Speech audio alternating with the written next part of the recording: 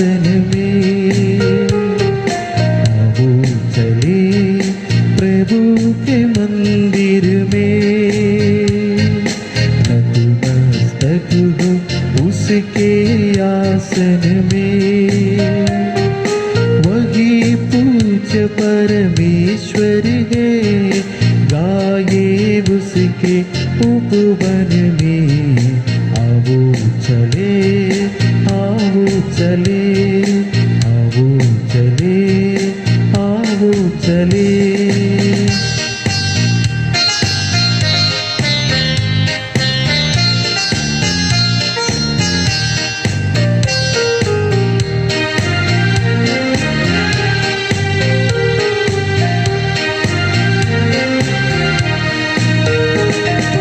वही पावन है, वही जीवन है, वही मार्ग और सत्य। वही पावन है, वही जीवन है, वही मार्ग और सत्य। प्रकाश है सारे जग का वो, ज्योति भर में तन मन में। आओ चले प्रभु के मंदिर में, नतमस्तक हो उसके आसन में। वही पूज्य परमेश्वर है, गाये उसके उपवन में। आओ चले, आओ चले, आओ चले, आओ चले। पिता और पुत्र और पवित्र आत्मा के नाम पर आमीन। हमारे प्रभु यीशु क्रिस्त की कृपा, ईश्वर का प्रेम तथा पवित्र आत्मा का साहचर्य आप सबों को प्राप्त हो और आपको भी। क्रिस्त में प्यारे भाइयों बहनों, आज के पाठ समारोह के द्वारा ईश्वर हमें मनचिंतन करने के लिए कहते हैं दो बातों पर। नबी एजकियल के ग्रंथ से प्रभु हम सबों से ये सवाल करते हैं, तुम किसके बीच रहते हो? एजकियल नबी से कहते हैं, तुम विद्रोही लोगों के बीच में हो। वे लोग कान होते हुए भी सुनते नहीं हैं, आंखें होते हुए भी देखते नहीं हैं, वे विश्वास नहीं करते हैं। आज आपको भी परख कर देखना है, आप किन लोगों के बीच में रहते हैं। क्या आप विश्वास करते हैं प्रभु पर? क्या आप ईश्वर की जो महिमा है उसे देखते हो? क्या आप अपने कानों को प्रभु के वचन के लिए देते हैं? यदि ऐसा नहीं है, आप भी उस विद्रोही लोगों के बीच में हैं, या आप भी विद्रोही हो सकते हैं, प्रभु के खिलाफ हो सकते हैं। और इसलिए एजकियल नबी हमें समझाते हैं, आज आप अपने हृदय को परख कर देखिए, आप किसके बीच में हैं। और नबी एजकियल कहते हैं, आप लोगों को एक चिन्ह बनना होगा। जिस प्रकार नबी एजकियल इज़राइलियों के लिए एक चिन्ह बन जाते हैं, उसी प्रकार हर एक विश्वासी को दूसरे लोगों के लिए एक चिन्ह बनना है, नमूना पेश करने की आवश्यकता है। और वह तभी संभव होगा जब हम ईश्वरीय गुण को अपनाएंगे। और उस ईश्वरीय गुण के बारे में आज के सुसमाचार में कहा गया है, वो ईश्वरीय गुण है क्षमा करना। प्रभु हम सबों से कहते हैं, हमें क्षमा करने की आवश्यकता है। पेतरुस प्रभु के पास जाकर ये सवाल करते हैं, हमें लोगों से यानी विद्रोह करते हैं उनसे कितनी बार क्षमा करने की आवश्यकता है? 7 बार। प्रभु कहते हैं 7 नहीं 70 गुना 7 बार। और हमें क्षमा करने की आवश्यकता क्या है? पहला कारण है, क्षमा करना ईश्वरीय गुण है। यदि ईश्वरीय गुण है क्षमा करना, जब जब हम लोगों को क्षमा प्रदान करते हैं, तब हम ईश्वर गुण में आगे बढ़ते हैं और ईश्वर गुण को अपनाते हैं। और यदि हम क्रिस्तीय हैं, क्रिस्तीय बनना चाहते हैं, तो हमें ईश्वरीय गुण को अपनाना होगा। जब तक हमारे अंदर ईश्वर के गुण नहीं है, हम ईश्वर के शिष्य बन नहीं पाते हैं। और इसलिए क्षमा ईश्वर का गुण है, तो इसलिए हमें ईश्वर के गुण को अपनाना होगा ईश्वर के शिष्य बनने के लिए। दूसरा कारण है, हमें क्षमा करनी चाहिए, क्योंकि हमें क्षमा करने से क्षमा प्राप्त होते हैं। और हम हे हमारे पिता उस प्रार्थना में यही प्रार्थना करते हैं, हे प्रभु हमारी क्षमा प्रदान कर, जिस प्रकार हम दूसरों को क्षमा प्रदान करते हैं। और इसलिए क्षमा प्राप्त करने के लिए हमें क्षमा करने की आवश्यकता है। और इसलिए क्षमा करना एक महत्वपूर्ण कार्य है। तीसरा कारण है, हम क्षमा नहीं कर पाएंगे जब तक हमारे अंदर प्यार नहीं है। प्यार ईश्वर है, गॉड इज लव।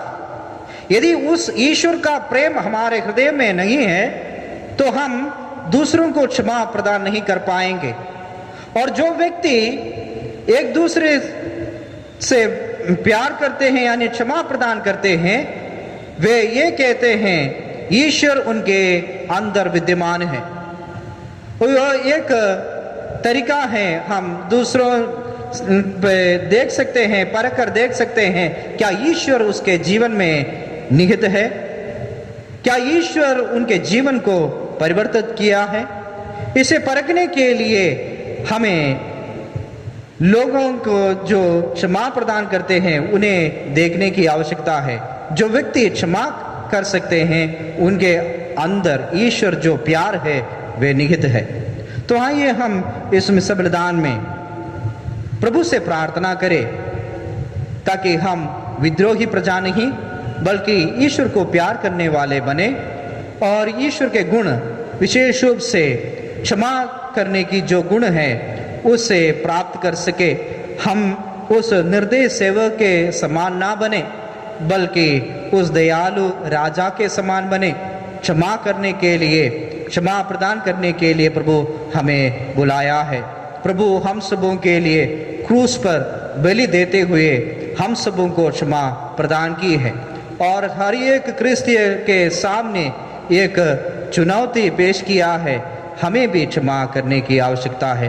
तो आइए हम इस मिस्र बलिदान में प्रभु से प्रार्थना करें कि हम भी एक दूसरे को प्यार कर सके, क्षमा देते हुए ईश्वर की क्षमा को प्राप्त कर सके। हम सब मिलकर बोले, हे भाई और बहनों, मैं सशक्तिमान पिता परमेश्वर और आप लोगों के सामने स्वीकार करता हूँ कि मैंने मन वचन कर्म से और अपना कर्तव्य पूरा न करने से बार बार पाप किया है।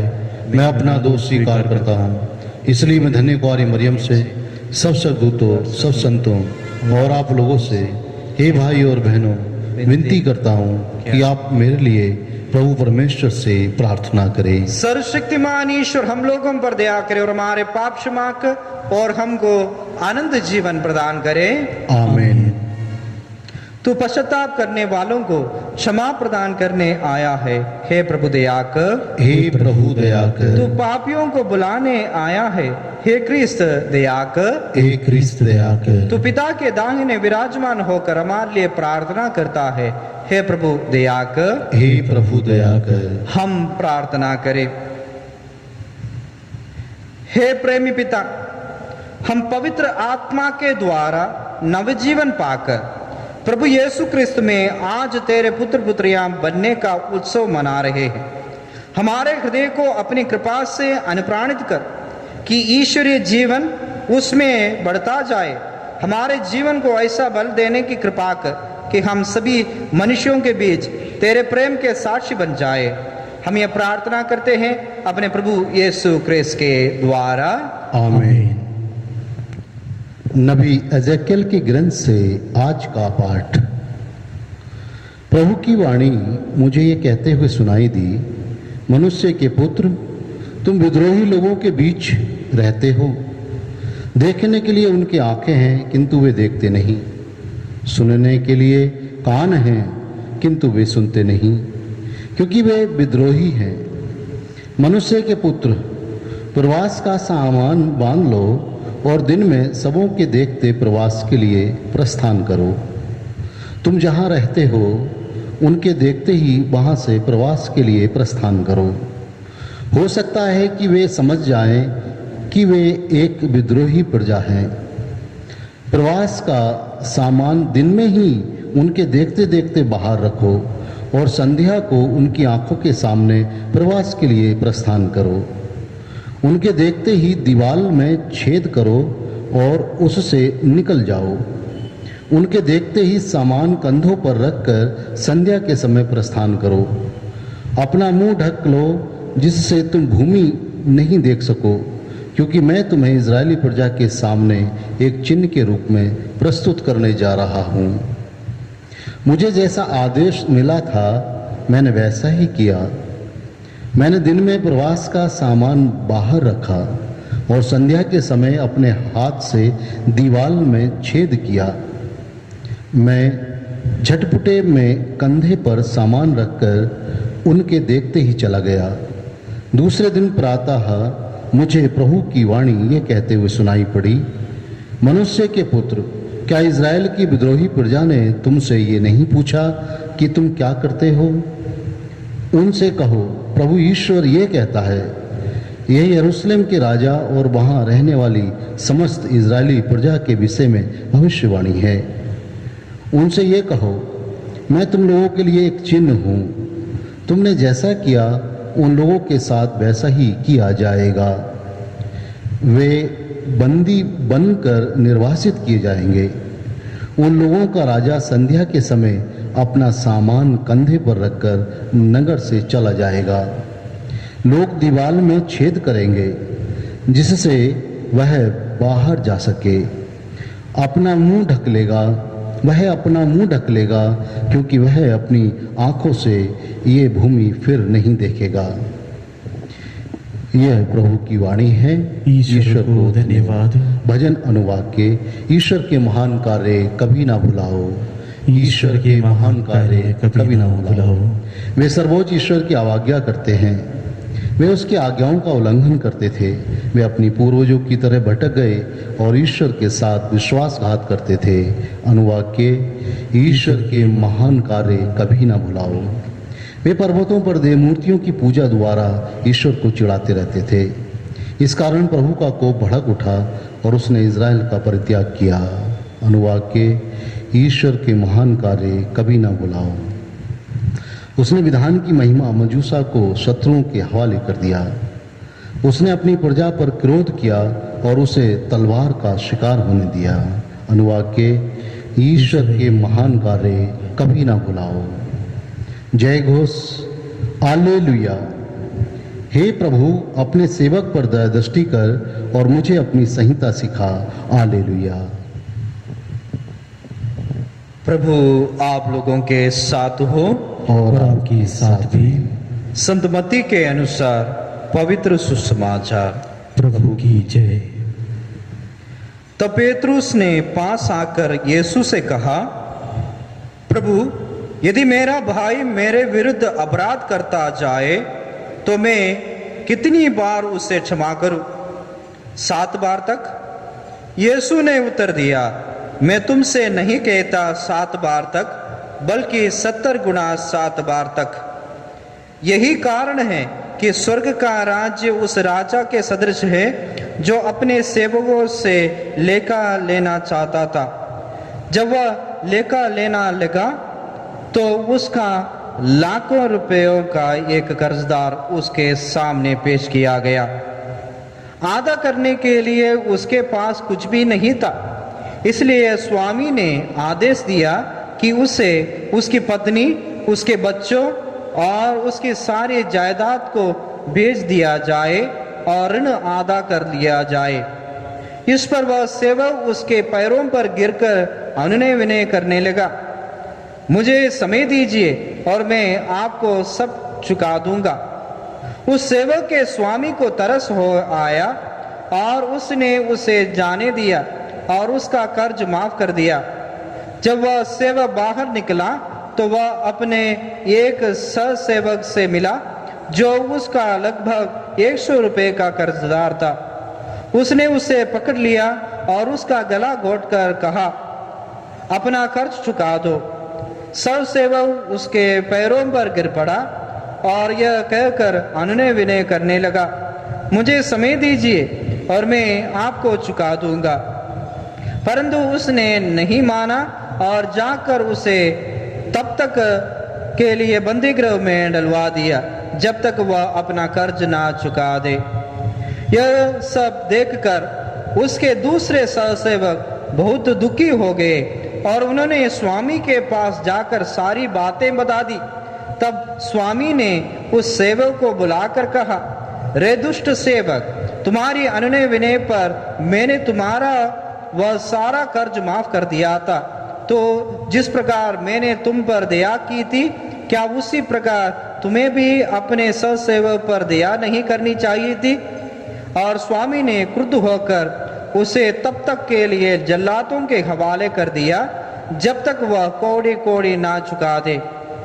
यदि तुम में हर एक अपने भाई को पूरे हृदय से क्षमा नहीं करेगा तो मेरा स्वर्गीय पिता भी तुम्हारे साथ ऐसा ही करेगा। अपना यह उपदेश समाप्त कर यीशु गलीलिया से चले गए और यरदन के पार यहूदिया प्रदेश पहुंचे। यह प्रभु का पवित्र सुसमाचार है। क्रिस्त की जय। सुसमाचार के शब्द हमारे पापों को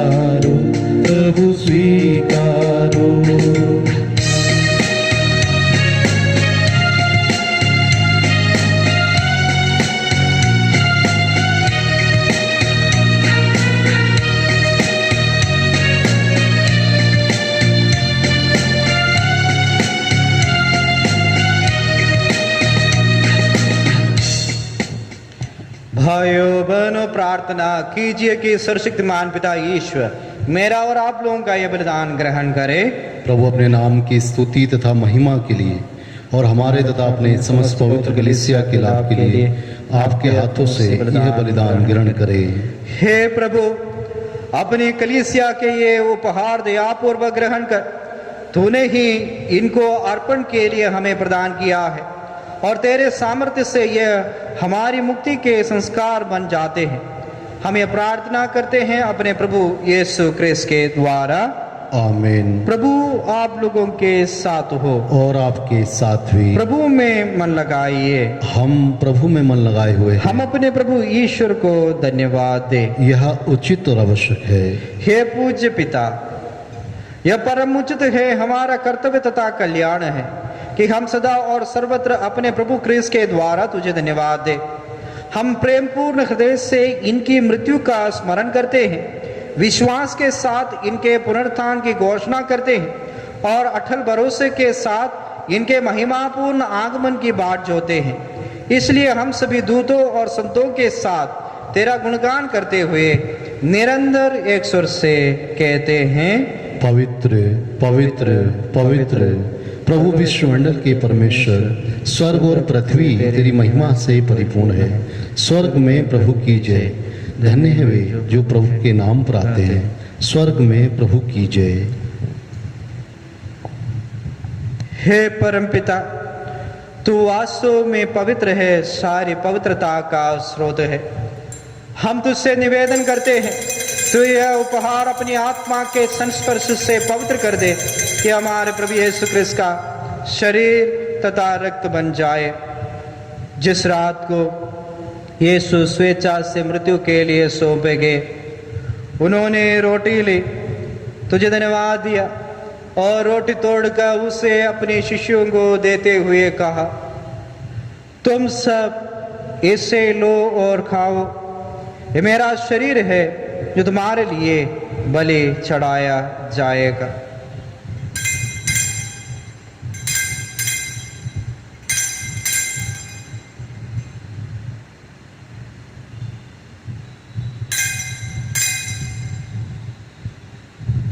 इसी भांति भोजन के बाद उन्होंने कटोरा लिया, तुझे धन्यवाद दिया और उसे अपने शिष्यों को देते हुए कहा, तुम सब इससे लो और पियो, ये मेरे रक्त का कटोरा है, नवीन और आनंद व्यवस्थान का रक्त, जो तुम्हारे और बहुतों के पापों के क्षमा के लिए बहाया जाएगा।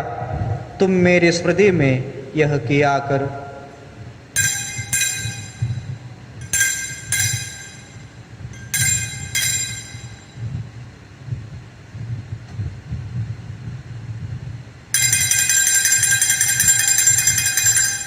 यह है हमारे विश्वास का रहस्य। क्रिस्त मर गए, क्रिस्त जी उठे, क्रिस्त महिमा के साथ फिर आएंगे। हे परमपिता, यह आज्ञा मानकर हम अपने प्रभु की मृत्यु और पुनरुत्थान की स्मृति में तुझे जीवन की रोटी और मुक्ति का कटोरा चढ़ाते हैं। हम तुझे धन्यवाद देते हैं कि तूने हमें अपने सम्मुख उपस्थित होने और अपनी सेवा करने का सौभाग्य प्रदान किया है। हमारा नम्र निवेदन है कि हम सब जो क्रिस्त का शरीर तथा रक्त ग्रहण करते हैं, पवित्र आत्मा के द्वारा एकता के सूत्र में बंधे रहे। प्रभु और हमारे संत पिता फ्रांसिस, हमारे धर्माध्यक्ष फ्रांसिस कलिस्ट और सभी याजकों के साथ विश्व भर में फैली अपनी कलीसिया की सुधि ले तथा इससे प्रेम में सिद्ध बना दे। हे प्रभु, हमारे उन भाई बहनों की भी सुधि ले जो पुनरुत्थान की आशा में परलोक सिधार चुके हैं। उन्हें और सभी मृतकों को अपने पुण्य दर्शन का सौभाग्य प्रदान कर हम सब पर दया दृष्टि डाल कि हम भी आनंद जीवन के सौभाग्य बने। और ईश्वर की माता धन्य कुंवारी मरियम, उनके वर संत योसेफ, प्रेरितगण और सब संतों के साथ जो युग युग में तेरे विश्वस्त सेवक सेविकाएं बने रहे, तेरा स्तुतिगान कर सके तेरे पुत्र यीशु क्रिस्त के द्वारा।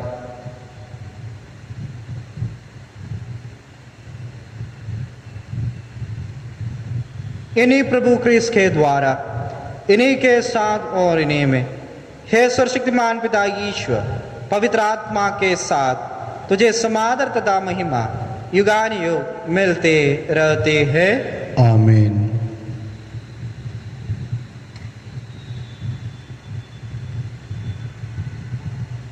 हम सब मिलकर पिता ईश्वर से प्रार्थना करें जैसे प्रभु यीशु ने हमें सिखाया है। हे हमारे पिता जो स्वर्ग में है, तेरा नाम पवित्र किया जाए, तेरा राज्य आए, तेरी इच्छा जैसे स्वर्ग में है वैसे पृथ्वी पर भी पूरी हो। हमारा प्रतिदिन का आहार आज हमें दे और हमारे अपराध में क्षमा कर जैसे हम भी अपने अपराधियों को क्षमा करते हैं, और हमें परीक्षा में न डाल परंतु बुराई से बचा। हे प्रभु, हम तुझसे प्रार्थना करते हैं, सभी बुराइयों से हमें बचा और इस जीवन में हमें कृपापूर्वक शांति प्रदान कर। हम तेरी दया से सदा पाप से दूर और हर विपत्ति से सुरक्षित रहे और उस दिन की प्रतीक्षा करते रहें जब हमारे मुक्तिदाता यीशु क्रिस्त फिर प्रकट होकर हमारी मंगलमय आशा पूरी करेंगे। क्योंकि तेरा राज्य, तेरा सामर्थ्य और तेरी महिमा अनंत काल तक बनी रहती है। हे प्रभु यीशु क्रिस्त, तूने अपने प्रेरितों से कहा है मैं तुम्हारे लिए शांति छोड़ जाता हूँ, अपनी शांति तुम्हें प्रदान करता हूँ। तू हमारे पापों पर नहीं, अपनी कलीसिया के विश्वास पर दृष्टि डाल और उसे शांति तथा एकता प्रदान कर। तो युगानु जीता और राज्य करता है। आमीन। प्रभु की शांति सदा आप लोगों के साथ रहे और आपके साथ भी। हम परस्पर शांति अभिवादन करें। क्रिस्ट की शांति। हे ईश्वर के मेमने जो संसार के पाप हर लेता है, हम पर दया कर। हे ईश्वर के मेमने जो संसार के पाप हर लेता है, हम पर दया कर। हे ईश्वर के मेमने जो संसार के पाप हर लेता है, हमें शांति प्रदान कर।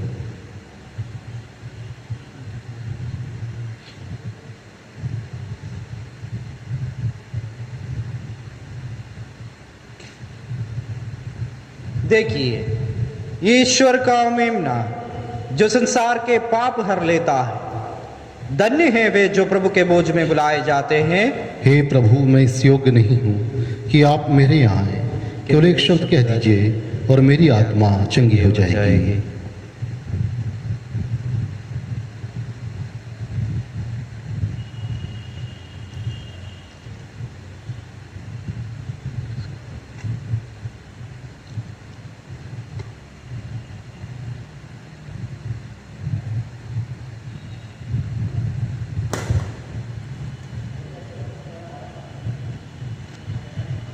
हे मेरे प्रभु यीशु, मैं विश्वास करता हूँ कि आप इस महान एवं पवित्र संस्कार में उपस्थित हैं।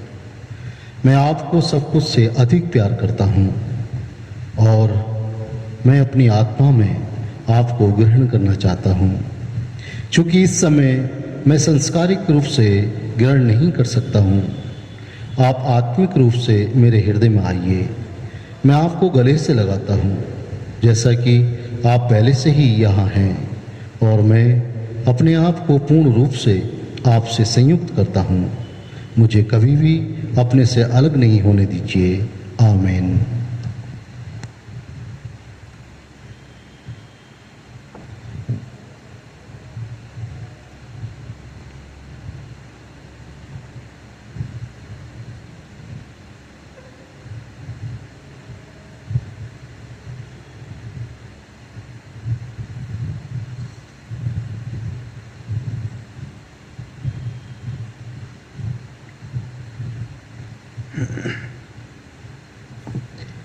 प्रभु का कहना है, जो रोटी मैं तुम्हें दूंगा वह संसार के जीवन के लिए अर्पित मेरा शरीर है।